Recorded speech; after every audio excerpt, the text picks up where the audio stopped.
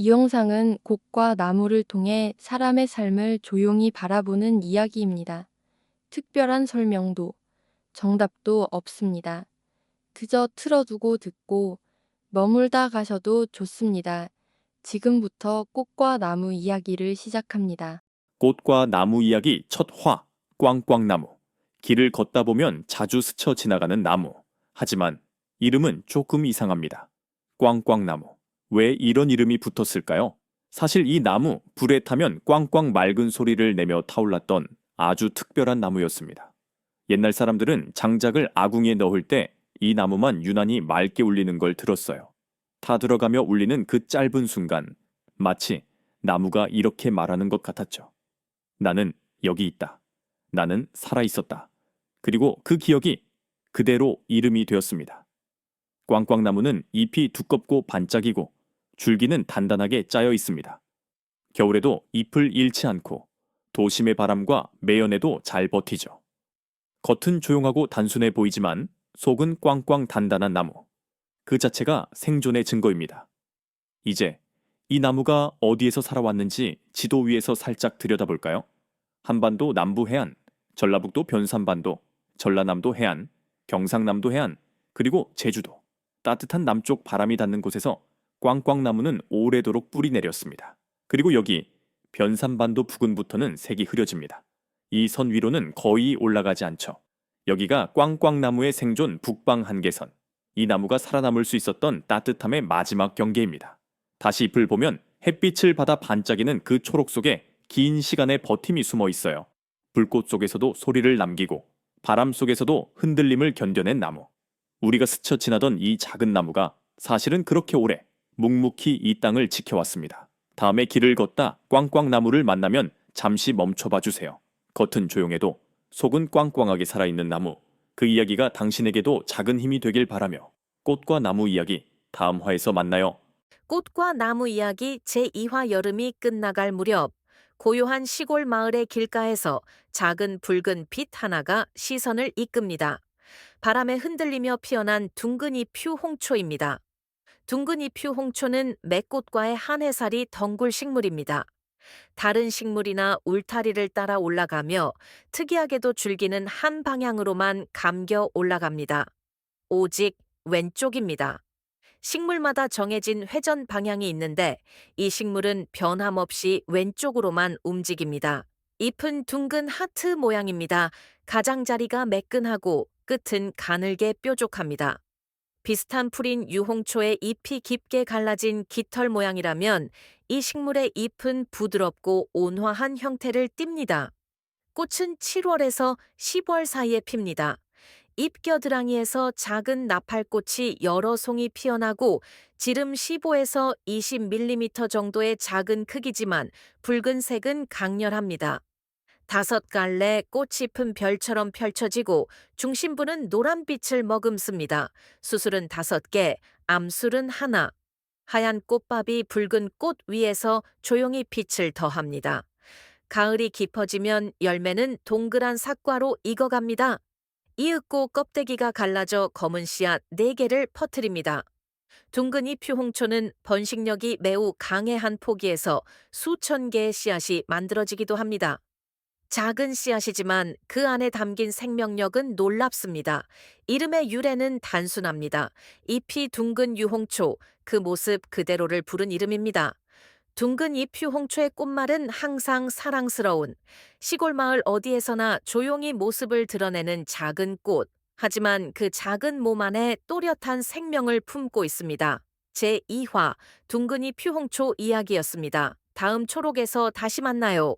꽃과 나무 이야기 제3화 배롱나무. 여름의 뜨거운 길목에서 먼저 눈에 들어오는 분홍빛 나무가 있습니다. 바로 100일 동안 꽃이 핀다고 해서 백일홍이라 불리는 배롱나무입니다. 배롱나무는 따뜻한 남부에서만 안전하게 겨울을 나는 상록 화렵수입니다. 높이는 5m까지 자라고 혼자 자랄 때는 마치 세워둔 우산처럼 곧게 뻗습니다. 줄기를 만지면 나무가 간지럽다는 듯 흔들린다 하여 간지럽나무라는 별명도 있습니다.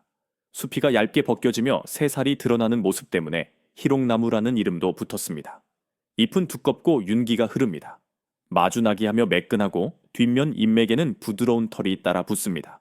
7월에서 9월까지 무려 100일 동안 계속 피는 꽃잎 진한 분홍색 꽃잎은 잔잔하게 오그라들어 부드러운 주름을 만들고 30개가 넘는 수수리꽃 끝에서 반짝입니다. 가을이 오면 단단한 타원형 열매가 이거 안에 가득한 씨앗을 터뜨립니다. 배롱나무는 추위에 약합니다. 충청 이남에서 잘 자라고 중부 지방에서는 겨울을 나기 위해 따로 방안이 필요합니다. 그래서 옛 선비들은 서원이나 향교에 이 나무를 심었습니다. 스님들도 절에는 어김없이 배롱나무를 두었습니다. 오래 피고 오래 바라볼 수 있는 꽃넛 머무르며 묵상하기 좋은 나무였기 때문입니다. 요즘은 공원과 아파트 단지에서 여름을 밝히는 관상수로 사랑받고 있습니다. 배롱나무의 꽃말은 부귀, 그리고 떠나간 벗을 그리워함, 흰배롱나무는 수다스러움, 웅변, 꿈, 행복이라는 또 다른 의미를 가집니다. 긴 여름을 빛냈다가 한 잎씩 떨어지며 계절을 넘기는 배롱나무.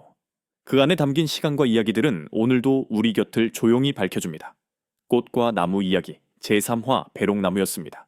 내 꽃과 나무 이야기 제4화 동백꽃 겨울 숲이 잠들 때 유난히 더 붉게 빛나는 꽃이 있습니다. 바로 동백꽃입니다.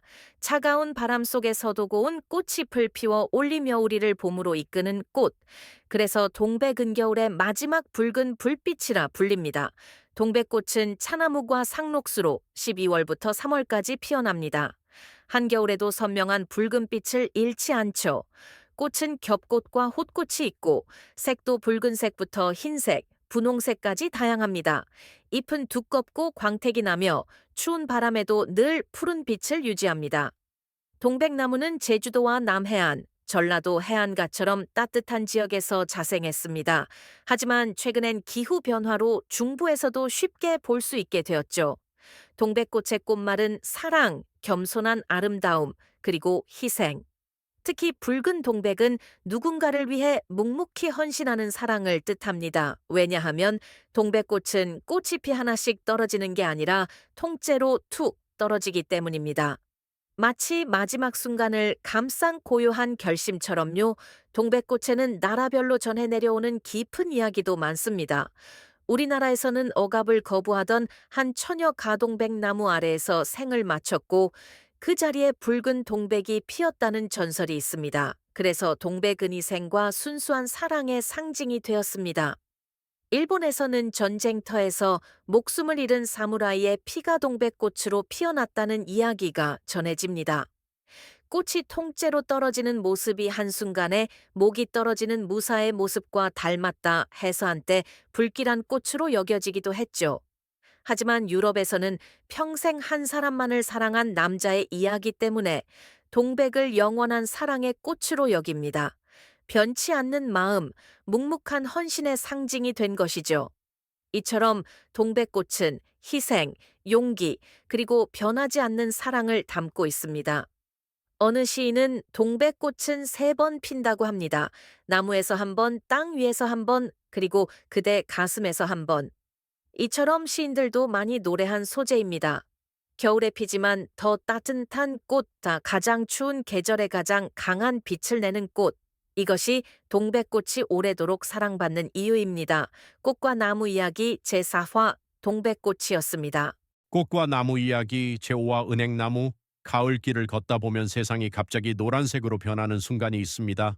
그 중심에는 바로 은행나무가 서 있죠. 하지만 은행나무 예뻐 보인다고 만만히 보면 안 됩니다. 이 나무 공룡시대부터 지금까지 살아남은 살아있는 화석, 그리고 독성이 있어서 벌레도 도망가는 나무예요. 은행나무는 무려 2억 7천만 년 전부터 존재했습니다. 공룡들이 오랜만에 하면 은행나무는 난 계속 여기 있었는데 이런 느낌이죠. 더 놀라운 건 식물 분류체계인 종속과 강문계, 이 넓은 분류 중 은행나무가 거의 혼자 한 자리씩 차지하고 있다는 것, 즉 진화적으로 친척이 거의 없는 외로운 고대 생존자입니다. 은행나무의 또 다른 특징은 벌레가 붙지 않는다. 왜냐면 잎과 껍질, 씨앗, 껍질의 벌레들이 실현하는 독성 성분이 있어서 해충들이 접근하지 못하죠. 심지어 사람에게도 은행을 너무 많이 먹으면 독성이 있어서 많이 먹는 건 금물입니다. 그리고 우리가 알고 있는 그 냄새, 약빛 사실 암나무의 열매 껍데기에서 나는 건데 여기에는 치즈, 젓갈류에 들어있는 강한 발효 성분과 비슷한 화학 성분이 들어있어요. 그래서 그 독특한 향이 나는 거죠. 하지만 냄새와 별개로 껍질을 제거한 은행은 오래전부터 귀한 약재이자 겨울 간식으로 사랑받았습니다. 은행나무의 잎은 부채처럼 넓고 가운데가 갈라진 독특한 모양이고 가을이 되면 순식간에 황금빛으로 바뀝니다. 그리고 어느 날 마치 거대한 신호라도 맞춘 듯 잎이 한 번에 우수수 떨어지죠. 이게 바로 은행나무 낙엽 폭포입니다. 참고로 은행나무의 생명력은 정말 놀랍습니다. 히로시마 원폭에서도 폭심지일 점 5km 안에 있던 은행나무 6그루가 모두 살아남아 지금도 자라고 있으니까요. 그래서 은행나무는 부활의 나무, 생명력의 상징으로 불립니다. 냄새는 조금 강하지만 그만큼 오래 살아남았고 그만큼 특별한 이야기를 지닌 나무, 은행나무입니다. 꽃과 나무 이야기, 저화던 황금빛 생존자 은행나무였어요. 꽃과 나무 이야기 제육화 들국화 이야기 겨울이 오기 전 우리 산과들이 마지막 힘을 내어 피워내는 꽃이 있습니다. 바람에 흔들리면서도 끝내 고개를 들고 빛을 품어내는 꽃, 바로 들국화입니다. 사실 들국화는 한 종류의 꽃이 아니에요. 들에서 피는 여러 국화들을 부르는 이름이죠. 향기 깊은 산국, 작고 노란 감국, 하얗게 물드는 구절초까지 가을의 색을 닮은 꽃들이 모두 들국화라는 이름 아래에 모입니다. 들국화가 특별한 이유는 어디서든 피어난다는 무심함이 아니라 그 자리에 서기까지의 긴 기다림 때문이에요. 메마른 흙에도 뿌리를 내리고 첫서리가 내려도 꽃잎을 놓지 않는 꽃. 그래서 들국화의 꽃마른 감사, 순수, 기다림, 그리고 인내입니다. 우리 조상들은 들국화를 기다림의 꽃이라 불렀습니다. 가을 끝자락, 마음이 흔들리는 계절에도 들국화는 조용히 말합니다. 버티고 또 버티다 보면 다시 봄은 온다고. 혹독한 계절 앞에서도 향기를 잃지 않는 꽃. 그래서 사람들은 들국화를 가을에 마지막을 지키는 수호자라고도 불렀습니다. 오늘 당신 곁에 도작은 들국화가 피어 있다면 그건 아마 아무 말 없이 건네는 자연의 편지일지도 모릅니다. 조금만 더 힘내요. 지금까지 꽃과 나무 이야기 제육화, 들국화 이야기였습니다. 꽃과 나무 이야기 제7화 단풍나무 이야기. 가을이 오면 산을 가장 먼저 물들이는 나무가 있습니다. 햇빛을 조금만 받아도 빨강, 주황, 노랑으로 변하는 나무, 바로 단풍나무입니다. 많은 사람들이 단풍이 색이 변하는 과정이라고 생각하지만 사실은 그 반대예요. 평소에 초록빛 엽록소가 가려두고 있던 노란색, 주황색 색소가 기온이 떨어지면 모습을 드러내는 거죠. 그래서 가을만 되면 나무는 마치 오랜 시간 숨겨온 속마음을 한꺼번에 보여주는 것처럼 보입니다. 단풍나무가 특별한 이유는 색 때문만이 아닙니다. 같은 단풍나무라도 어떤 나무는 노랗게, 어떤 나무는 주황으로, 또 어떤 나무는 불꽃처럼 빨갛게 물들는데 그건 잎의 두께, 색소 농도, 밤낮의 온도차 등 각 나무가 살아온 환경이 모두 달랐기 때문이에요. 그래서 사람들은 단풍잎을 자연이 그리는 지문이라고 부르기도 합니다. 그리고 단풍나무가 가진 또 하나의 멋진 능력, 바로 씨앗의 헬리콥터 비행입니다. 단풍씨는 프로펠러처럼 생긴 시마라 형태로 떨어지는데 빙글빙글 돌며 바람을 타고 멀리 아주 멀리 퍼져갑니다. 작은 씨앗 하나가 새로운 계절을 향해 여행을 떠나는 순간이죠. 단풍나무의 꽃말은 은혜, 감사, 그리고 자제심. 화려하지만 계절 앞에서는 묵묵히 자신의 역할을 마무리하는 나무이기 때문입니다. 가을 바람에 흔들리는 단풍잎을 보고 왠지 마음이 가벼워지는 이유. 그건 단풍이 단순히 떨어지는 잎이 아니라 나무가 우리에게 보내는 마지막 인사이기 때문일지도 모릅니다. 올해도 잘 버텼어요. 이제 잠시 쉬어가도 괜찮아요. 지금까지 꽃과 나무 이야기 제7화 단풍나무였습니다. 꽃과 나무 이야기 제8화 천사의 나팔. 오늘은 밤이 오면 깨어나는 꽃, 천사의 나팔 이야기를 천천히 들려줄게요. 빛이 사라지고 공기가 차분해지는 그 순간 이 꽃은 고요히 천천히 향기를 열기 시작합니다. 길게 내려앉은 꽃잎은 나팔처럼 빛을 머금고 바람이 스치면 작은 종소리처럼 마음을 흔들지요. 낮에는 조용하지만 밤이 되면 세상에서 가장 부드러운 숨처럼 향기가 흘러나와요. 보이지 않지만 선명한 촉감처럼 새우며드는 향기. 하지만 기억해야 해요. 이 꽃은 예쁘고 하지만 독이 있어요. 그래서 만지지 않고 조용히 바라보는 것만으로도 충분합니다. 사람들은 말했어요. 어둠 속에서 피어나는 향기는 잠든 마음을 깨우는 꿈 같다. 천사의 나팔의 꽃말은 천사의 축복, 사랑의 기도, 그리고 마음을 울리는 메시지. 오늘 밤바람이 천천히 움직이는 소리가 들린다면 혹시 어디선가 천사의 나팔이 당신에게 작은 꿈 하나를 건네고 있을지 몰라요. 지금까지 꽃과 나무 이야기 제8화 천사의 나팔이었습니다. 다음 이야기에서 만나요. 꽃과 나무 이야기 제9화 자작나무. 영하 40도에서도 살아남는 나무가 있다고요? 네, 영하 40도의 겨울에도 쓰러지지 않는 나무가 있습니다. 바로 하얀 숲의 주인공 자작나무예요. 자작나무는 멀리서 보면이 내려 쌓인 겨울숲처럼 새하얗게 보여요. 이 하얀 껍질에는 베툴린이라는 성분이 들어있어 강한 햇빛을 튕겨내고 겨울철 것엔 건조한 바람에도 수분이 쉽게 빠져나가지 않도록 지켜줘요. 그래서 영하 40도의 혹독한 추위에서도 자작나무는 꿋꿋하게 살아남을 수 있답니다. 또 자작나무 껍질에는 기름 성분이 많아서 불에 대면 자작자작 소리를 내며 잘 타요. 이 소리 때문에 자작나무라는 이름이 붙었다는 이야기도 전해집니다. 자작나무 숲길을 걸어보면 하얀 줄기들이 빛을 반사해 숲이 은빛으로 살짝 흔들리는 것처럼 보여요. 마치 눈보라가 잠시 멈춰선 장면 같죠. 예시야기에서 자작나무는 새 출발, 회복, 맑은 마음의 상징이었어요. 겨울의 거친 시간을 견딘 후 가장 먼저 새순을 트우는 나무이기 때문이죠. 그래서 지친 마음을 안고 자작나무 숲을 찾는 사람들은 아무 말 하지 않아도 조금씩 마음이 밝아진다고 해요. 혹시 지금 당신도 다시 시작하고 싶은 마음이 있나요? 그렇다면 하얀 숲이 건네는 이야기를 들어보세요. 여기는 자작나무입니다. 지금까지 꽃과 나무 이야기 제9화 자작나무 이야기였습니다. 꽃과 나무 이야기 제10화 매화입니다. 한겨울 가장 먼저 피어나는 꽃, 그 이름은 매화입니다. 열매는 매실이라 부르고 꽃은 매화라고 부릅니다.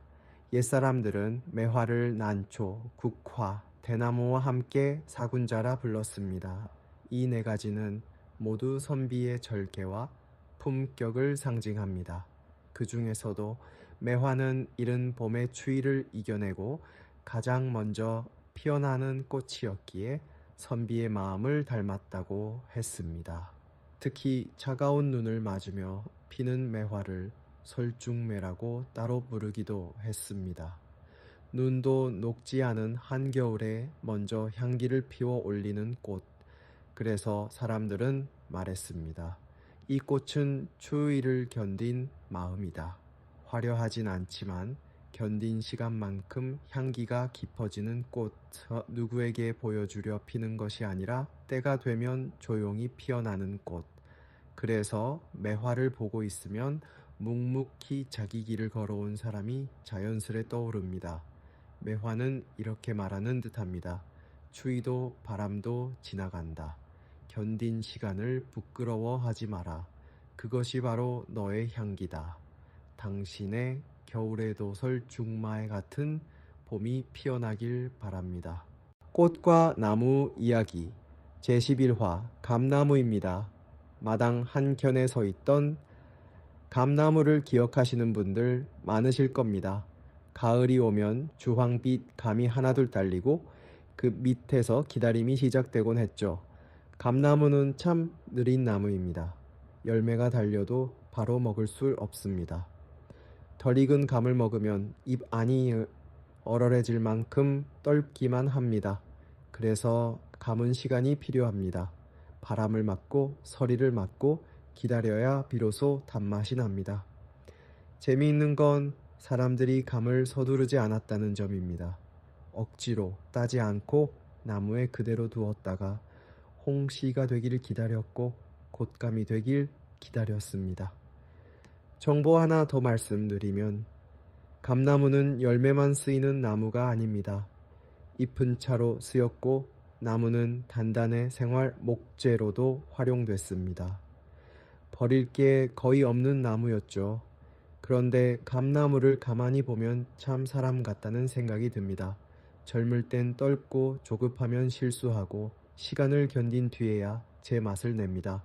그래서 감나무는 이렇게 말하는 것 같습니다. 좋은 건 서두르지 않아도 된다고. 익을 때까지 자기 자리를 지키는 게 더 중요하다고 말입니다. 나이가 든다는 건 빨라지는 게 아니라 깊어지는 일인지도 모릅니다. 감처럼 조금 늦게 달아도 끝내 달아지는 삶 말입니다. 오늘 당신의 하루도 감나무처럼 천천히 익어가길 바랍니다. 꽃과 나무 이야기 제12화 할미꽃, 꽃과 나무 이야기 제12화 할미꽃입니다. 이 꽃 이름을 처음 들으면 누구나 한 번쯤 웃게 됩니다. 왜 하필 할미꽃일까요? 할미꽃은 이른 봄, 아직 바람이 찬 들판에서 피어납니다. 꽃이 피었는데도 고개를 꼿꼿이 들지 않습니다. 늘 아래를 향해 고개를 숙이고 피어 있죠. 꽃이 지고 나면 더 재미있습니다. 씨앗에 하얀 털이 생기는데 마치 할머니의 흰 머리카락처럼 보여 그래서 할미꽃이라는 이름이 붙었습니다. 정보 하나 더 전하자면 할미꽃은 약용식물로도 알려져 있고 예전에는 해열이나 진통에 쓰이기도 했습니다. 작지만 쓸모가 많았던 꽃이죠. 그런데 이 꽃을 가만히 보면 이상하게 마음이 조용해집니다. 왜일까요? 할미꽃은 봄꽃이지만 화려하지 않고 사람들에게 보이기 위해 고개를 들지도 않습니다. 오히려 바람을 피하듯 세월을 견디듯 고개를 숙이고 피어 있습니다. 그래서 옛사람들은 이 꽃을 보며 많이 살아본 사람 같다 하고 했습니다. 젊을 땐 고개를 들고 살았다면 시간이 지나서는 고개를 숙일 줄 아는 삶. 그게 진짜 어른의 모습이라는 듯이요. 할미꽃은 이렇게 말하는 것 같습니다. 낮아진다고 작아지는 건 아니다. 숙인 고개에는 살아온 시간이 담긴다. 오늘 들판에 피어있는 작은 할미꽃처럼 당신의 삶도 조용히 존중받아 마땅합니다. 꽃과 나무 이야기 제13화 느티나무입니다. 시골 마을 어귀에 가면 유난히 큰 나무 한 그루가 서 있던 기억 다들 한 번쯤 있으실 겁니다. 대부분 그 나무는 느티나무였습니다. 느티나무는 우리나라에서 가장 오래 가장 크게 자라는 나무 가운데 하나입니다. 한번 심으면 오랫동안 사라 마을의 시장과 끝을 묵묵히 지켜봅니다. 고산지대든 넓은 들판이든 마을이든 길 가든 어디서나 잘 자라는 생활력이 강한 나무이기도 합니다. 그래서 옛사람들은 느티나무 아래에 모였습니다. 쉬기도 하고 회의도 하고 이야기를 나누기도 했죠. 느티나무의 그늘은 넓고 깊습니다. 잠깐 머물러도 시원하고 한여름에도 그 자리를 지켜줍니다. 그런데 느티나무는 그늘만 좋은 나무가 아닙니다. 나무가 단단하고 굳으면서도 색과 무늬가 은은해 예로부터 고급 목재로도 널리 쓰였습니다. 실제로 우리나라에서는 결이 곱고 나이테가 아름다워 목공예를 하는 사람들 사이에서 느티나무가 최고 재료로 손꼽히기도 합니다. 눈에 띄는 꽃도 없고 화려한 열매도 없지만 살아있을 때는 그늘을 주고 쓰일 때는 귀한 재료가 되는 나무. 그래서 많이 심어두면 그 덕을 단단히 본다고 했습니다. 여기서 느티나무가 주는 교훈 하나를 얻을 수 있습니다. 큰 나무는 소리를 내지 않습니다. 눈에 띄려고 애쓰지도 않습니다. 대신 그늘로 기억됩니다. 나이가 든다는 건 높아지는 게 아니라 넓어지는 일인지도 모릅니다. 말이 많아지는 게 아니라 누군가가 잠시 쉬어갈 수 있는 그늘이 되어주는 일 말입니다. 느티나무는 오늘도 아무 말 없이 서서 이렇게 말하는 것 같습니다. 내가 빛나지 않아도 네가 쉬어갈 수 있다면 그걸로 충분하다고. 오늘 당신의 하루에도 느티나무 같은 여유가 함께하길 바랍니다. 캣꽃과 나무 이야기 제14화 수선화입니다. 아직 겨울 바람이 남아있을 때 땅 속에서 가장 먼저 올라오는 꽃이 있습니다. 수선화입니다. 눈에 띄게 화려하지도 않고 향이 강한 꽃도 아닙니다. 그런데도 이 꽃은 늘 가장 먼저 봄을 알립니다. 수선화를 보면 한 가지 공통점이 있습니다. 고개를 살짝 숙이고 있다는 점입니다. 마치 땅을 바라보듯 조용히 피어 있죠. 그래서 많은 사람들이 묻습니다. 왜 수선화는 고개를 들지 않을까요? 정보 하나 전하자면 수선화는 추운 겨울을 땅 속에서 견디는 국은 식물입니다. 얼어붙은 시간을 지나 스스로 때가 왔다고 판단하면 가장 먼저 모습을 드러냅니다. 재미있는 건 서두르지 않는다는 점입니다. 주변이 아직 춥든 말든 누가 보든 말든 자기 속도대로 피어납니다. 그래서 수선화는 마치 이런 말을 하는 것 같습니다. 나는 준비가 되었으니 이제 나온 것뿐이라고. 수선화가 주는 교훈은 분명합니다. 고개를 숙인다고 약해지는 건 아니라는 것, 조용하다고 늦은 것도 아니라는 것. 어쩌면 진짜 용기는 가장 먼저 나서는 게 아니라 스스로 괜찮아졌다는 걸 알아차리는 힘일지도 모릅니다. 겨울의 끝에서 피어나는 수선화처럼 당신의 시간도 이미 준비를 마쳤을지 모릅니다. 서두르지 않아도 괜찮습니다. 고개를 조금 숙인 채로도 봄은 시작됩니다. 꽃과 나무 이야기 제15화 버드나무입니다. 강가나 마을 어귀에 가면 늘 바람에 흔들리는 나무가 있습니다. 멀리서 보면 곧 부러질 것처럼 보이지만 이상하게도 끝내 서 있는 나무. 버드나무입니다. 버드나무는 물이 많은 곳을 좋아합니다. 땅이 단단하지 않아도 뿌리를 내리고 비바람을 맞으면서 자랍니다. 정보 하나 말씀드리면 버드나무는 나무결이 부드럽고 잘 휘어져 쉽게 꺾이지 않습니다.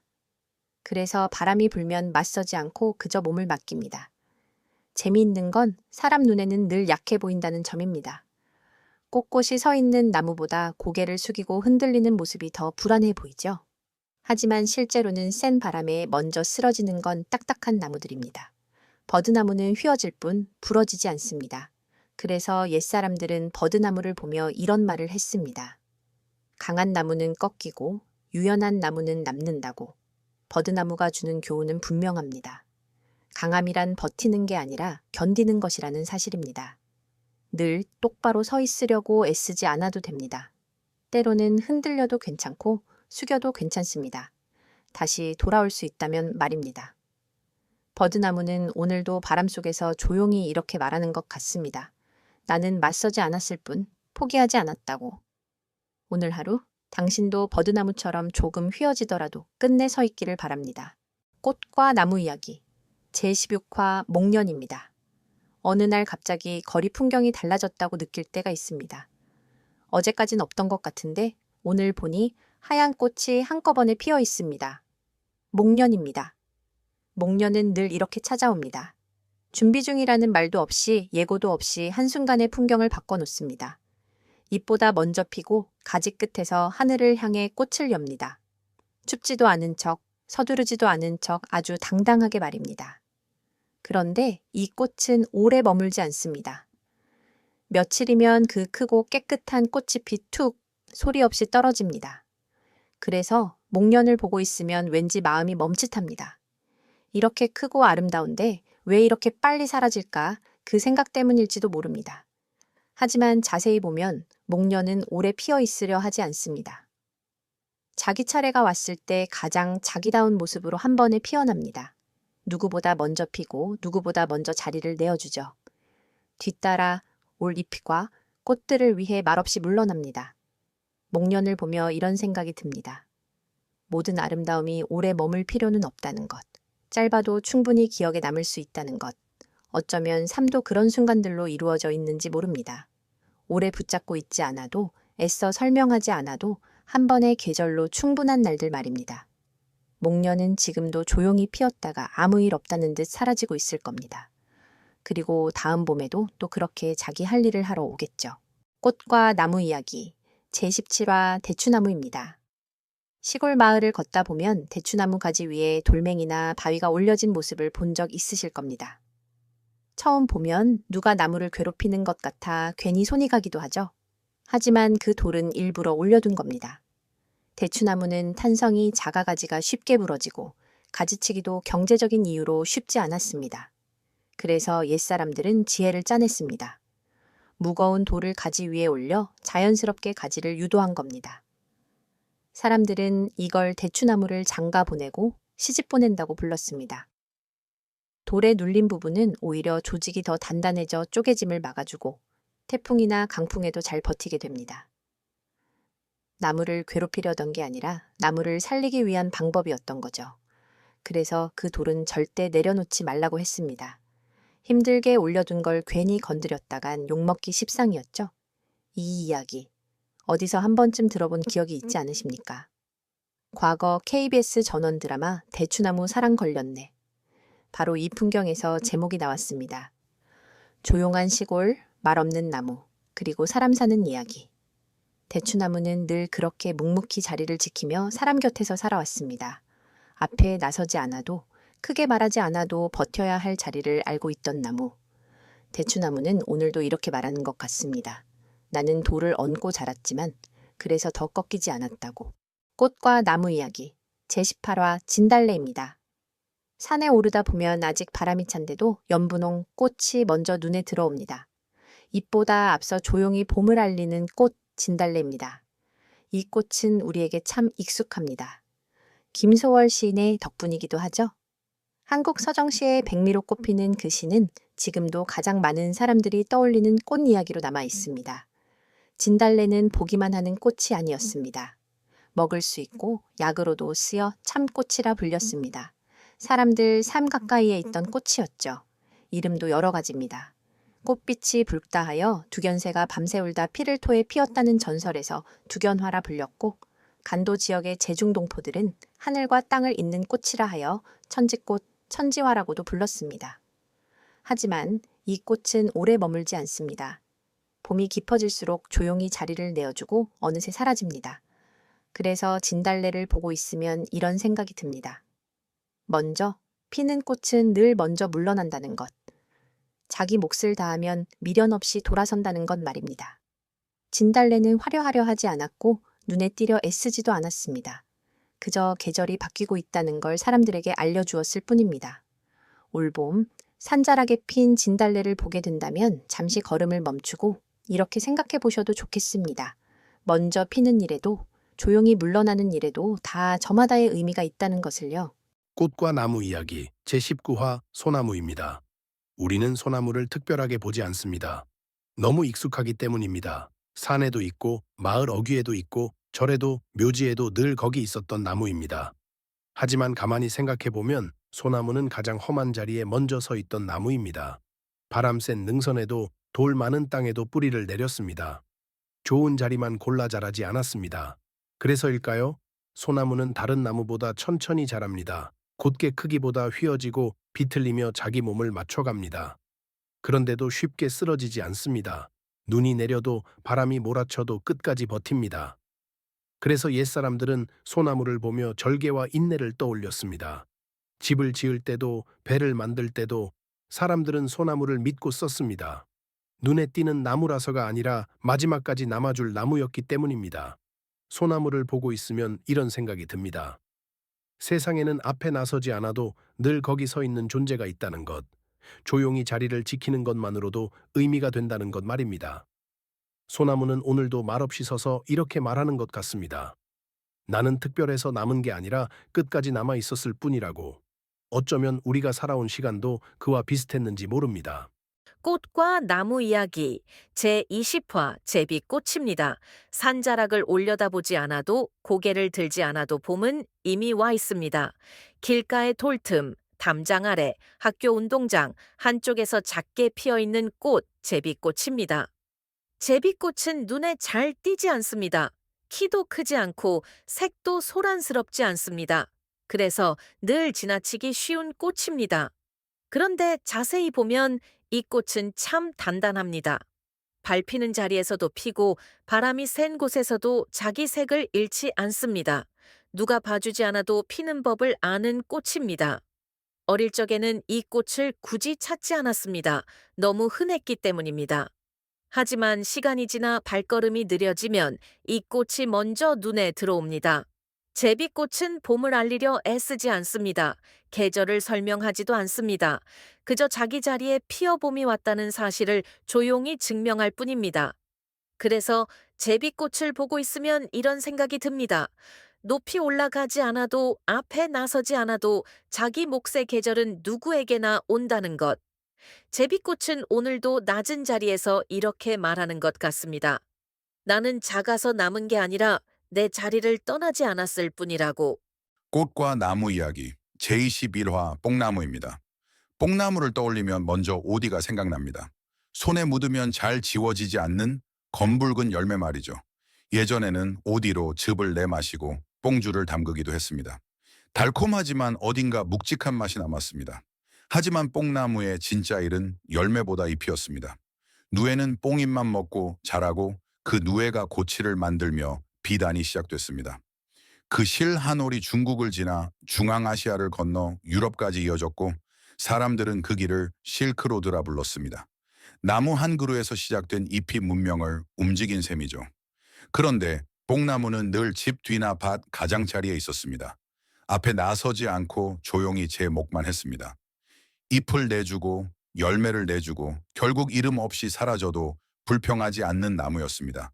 뽕나무를 보면 이런 생각이 듭니다. 세상을 바꾼 건 언제나 가장 조용한 자리였다는 것. 오늘도 어딘가에서 말없이 자기 일을 하는 사람처럼 말입니다. 꽃과 나무 이야기 제22화 개나리입니다. 봄이 오면 가장 먼저 눈에 들어오는 꽃이 있습니다. 화단도 아니고 꽃집도 아닌 담벼락과 골목에서 가장 먼저 노랗게 피는 꽃, 개나리입니다. 개나리는 대단한 향도 없고 꽃집도 크지 않습니다. 하지만 이상하게 이 꽃이 피면 사람들은 말합니다. 아, 봄이 왔구나. 예전에는 학교 가는 길에, 시장 가는 길에, 동네 담벼락마다 개나리가 있었습니다. 누가 심지 않아도, 누가 돌보지 않아도 해마다 제일 먼저 봄을 알려주었습니다. 그래서인지 개나리는 늘 주인공이 아니었습니다. 사진 속에서도 늘 배경이었고, 이야기 속에서도 잠깐 지나가는 꽃이었습니다. 하지만 생각해보면 봄이 시작됐다는 걸 가장 먼저 알려준 건 항상 이 꽃이었습니다. 조용히 먼저 피고, 조용히 먼저 사라지면서도 계절의 문을 열어준 꽃. 개나리를 보면 이런 생각이 듭니다. 늘 먼저였지만 기억되지 않아도 괜찮았던 것들. 그래도 없으면 안 되는 존재였다는 걸요. 오늘 길가에서 개나리를 보게 된다면 잠시 멈춰 이렇게 말해도 좋겠습니다. 그래, 덕분에 봄이 시작됐구나. 꽃과 나무 이야기 제23화 느릅나무입니다. 예전 마을 어귀에는 느릅나무가 한 그루씩 있었습니다. 눈에 띄지는 않았지만 늘 그 자리를 지키고 있던 나무였죠. 느릅나무는 껍질이 질기고 속이 단단합니다. 그래서 쉽게 상하지 않고 오래 버텨왔습니다. 이 나무는 생활 속 약재로도 쓰였습니다. 껍질을 다려 차로 마시면 비염이나 천식에 도움이 된다고 하여 코나무라는 이름으로도 불렸습니다. 한방에서는 몸 안에 고인 고름을 밖으로 밀어내는 데 쓰이기도 했습니다. 사람 눈에 띄지 않아도 아플 때는 곁에 두고 찾게 되는 나무였던 셈이죠. 흥미로운 이야기도 하나 있습니다. 영화와 소설에서 말포이 가문의 인물 마법 지팡이 재료가 바로 느릅나무입니다. 겉으로 화려하지 않지만 단단하고 쉽게 부러지지 않는 성질 때문에 선택된 나무였습니다. 느릅나무는 그늘을 크게 들이우지도 않고 꽃이나 열매로 사람을 부르지도 않습니다. 그저 말없이 서 있을 뿐입니다. 그래서일까요? 사람들은 이 나무를 자주 떠올리지는 않아도 없어지면 가장 먼저 허전해 했습니다. 느릅나무를 보면 이런 생각이 듭니다. 늘 앞에 나서지 않아도 조용히 자리를 지키는 것만으로 누군가에게는 큰 힘이 될 수 있다는 것. 오늘도 어딘가에서 말없이 서 있는 느릅나무처럼 말입니다. 이 꽃과 나무 이야기 제24화 페랭이 꽃입니다.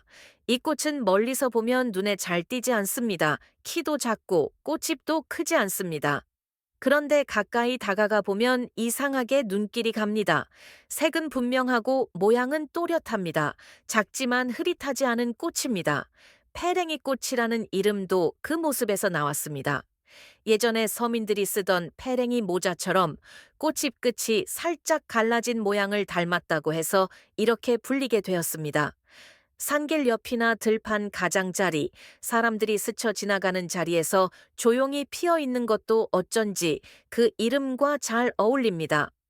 화단의 주인공이 되지는 못했지만 자기 자리에서는 한 번도 대충 핀 적이 없습니다. 바람을 오래 맞은 흔적처럼 꽃잎은 갈라져 있어도 빛깔은 쉽게 바래지지 않습니다. 그래서 페랭이 꽃을 보고 있으면 이런 생각이 듭니다. 눈에 띄지 않아도 크지 않아도 자기 몫의 모양과 색을 끝까지 지켜내는 삶이 분명히 있다는 것. 페랭이 꽃은 아무 말도 하지 않습니다. 다만 가까이 오는 사람에게만 자기 모습을 조용히 보여줄 뿐입니다. 오늘 하루 조금 조용하게 자기 자리를 지켜낸 분이 있다면 그 모습은 페랭이 꽃과 닮아 있을지도 모르겠습니다. 꽃과 나무 이야기 제25화 밤나무입니다. 이 나무를 떠올리면 대부분은 가을을 먼저 생각합니다. 밤송이를 밟을까 조심하던 길, 주머니 속에서 묵직하던 밤 몇 알. 하지만 밤나무의 시간은 여름부터 시작됩니다. 밤나무는 암수왕으로입니다. 암꽃과 숫꽃이 같은 나무에서 피어나는데 세 가지 밑부분의 잎겨드랑이에서 꼬리처럼 길게 늘어진 꽃들이 무리지어 고추 자랍니다. 꽃은 흰색이나 옅은 노란빛을 띠고 6월에서 7월 사이에 피어 특유의 냄새를 풍깁니다. 전객과 비슷하다고 표현되는 독특한 향입니다. 이 냄새는 밤꽃에 들어있는 스퍼미딘과 스퍼민이라는 성분 때문입니다. 전객에 들어있는 성분과 같은 것으로 생명과 성장에 관여하는 물질로 알려져 있습니다. 밤나무는 이 시기를 숨기지 않습니다. 향도 모양도 필요한 만큼 그대로 드러낸 뒤 그 시간을 지나서야 가을에 단단한 열매를 맺습니다. 밤송이는 겉이 가시로 가득합니다. 쉽게 손을 내밀면 금세 찔리고 맙니다. 하지만 그 안에는 오래 기다린 만큼 단단하고 고운 속살이 들어 있습니다. 밤나무를 보고 있으면 이런 생각이 듭니다. 겉이 거칠다고 속까지 그러한 것은 아니라는 것. 시간을 견딘 것만이 끝내 자기 몫의 열매를 남긴다는 것. 밤나무는 말없이 서 있습니다. 여름의 향기를 지나 가을의 무게를 조용히 받아내면서 말입니다. 꽃과 나무 이야기 제26화 산수유입니다. 하얀 눈이 들판을 덮은 날 유난히 눈에 들어오는 색이 있습니다. 핏빛처럼 붉은 열매 산수유입니다. 눈 속에서 이 열매는 더 선명해집니다. 차가운 흰색 한가운데 붉은색 하나가 조용히 살아 있습니다. 산수유는 봄에는 노란 꽃으로 계절을 가장 먼저 알리고 겨울에는 붉은 열매로 끝까지 남는 나무입니다. 이 열매는 예전부터 약으로 널리 쓰였습니다. 씨에는 독성이 있어 반드시 제거한 뒤 말려 먹거나 산수유주로 담가 마셨습니다. 그래서 과거에는 마을 부녀자들이 모여 산수유를 손질했습니다. 열매를 입에 넣고 앞니로 씨를 뱉어내고 과육만 모아 말리던 일. 지금도 산수유 산지에 가보면 그 시절을 지나온 할머니들의 닳고 변형된 앞니를 흔히 볼 수 있습니다. 산수유는 그렇게 사람의 몸과 시간을 여러 번 통과한 열매였습니다. 이 나무는 시에도 남았습니다. 김종길의 성탄제에서는 아버지의 사랑을 붉은 산수유 열매에 비유합니다.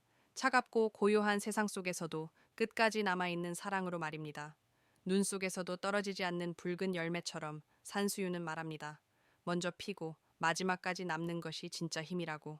꽃과 나무 이야기 제27화 스트로보잔 나무입니다. 겨울 숲에 서 있으면 모든 색이 사라진 것처럼 느껴질 때가 있습니다. 나무 잎은 떨어지고 땅은 얼어붙고 풍경은 한결같이 메말라 보입니다. 그럴 때 유난히 눈에 들어오는 나무가 있습니다. 황량한 겨울 한가운데서 조용히 초록을 지키고 있는 나무, 스트로보잔 나무입니다. 이 나무는 우리 땅에서 태어난 나무는 아닙니다. 먼 북아메리카에서 건너와 이곳의 계절을 배워가며 자리를 잡았습니다. 잣나무라 하면 되게 단단하고 거친 모습을 떠올리지만 스트로보잔 나무의 잎은 의외로 길고 부드럽습니다. 바람이 불어도 맞서기보다 몸을 맡기듯 흔들립니다. 하지만 이 나무는 겨울을 약하게 지나지 않습니다. 눈을 맞고 추위를 견디며 황량한 계절의 삭막함을 초록빛 하나로 달래줍니다. 드러내지 않아도 숲의 분위기를 바꾸는 나무, 없으면 더 쓸쓸해지는 존재. 스트로보잔 나무를 보고 있으면 이런 생각이 듭니다.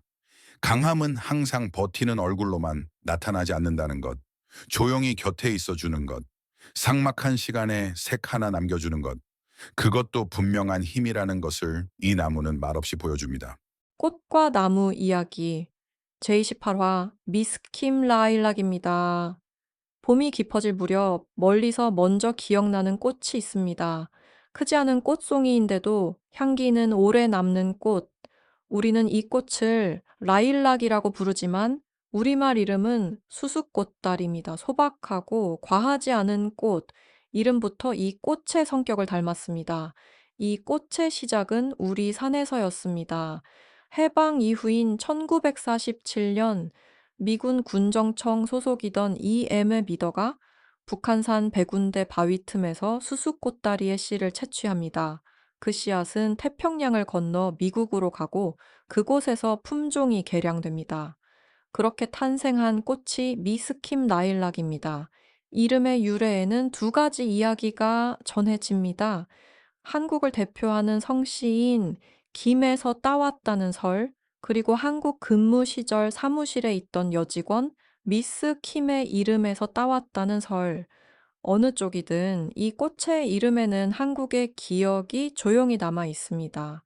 미스 킴 라일락은 미국에서 등록된 품종으로 국제 원예 시장에서 거래됩니다. 우리나라 역시 1970년대 이후 로열티를 지불하며 이 꽃을 다시 들여오게 됩니다. 조금 묘한 꽃입니다.